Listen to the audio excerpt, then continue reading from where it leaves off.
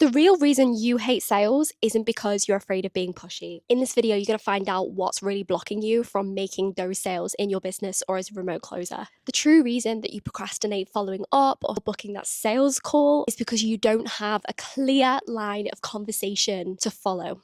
You don't know what's coming next. You don't know how to lead the conversation, and you're falling short whenever a conversation does open up because you just end up copying and pasting what's in your notes app without actually really finding out much from your prospect.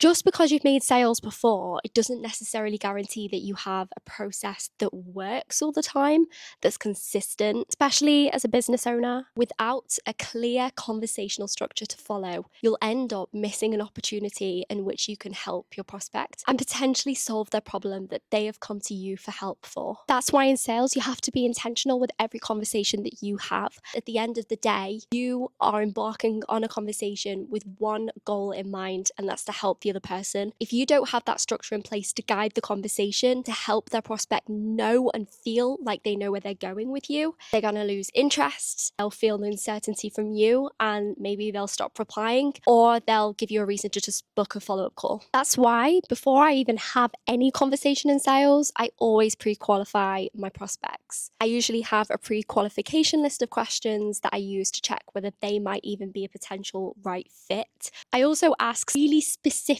questions that guide them down a specific road. If it turns out that every answer they give me is veering further and further away from the road, then I know that this isn't a right fit. However, if they give me certain answers that I'm looking for, that I know I can help them with potentially, then the closer they are to staying on the road. In every call that I do, I always like my clients to know that they're going on a journey with me. I like for them to know what's coming, but I don't like to be too predictable. So I often add the odd question in there. If somebody told me that something wasn't working that they have previously tried before, and it's along the same lines of what we are talking about today, then I will zoom right in on that and ask them to clarify why it didn't work, how long they've tried it for, what success did they see, whether they recommended it, do they know any other people who tried it? Is it something that they could have seen success with if they tried in future?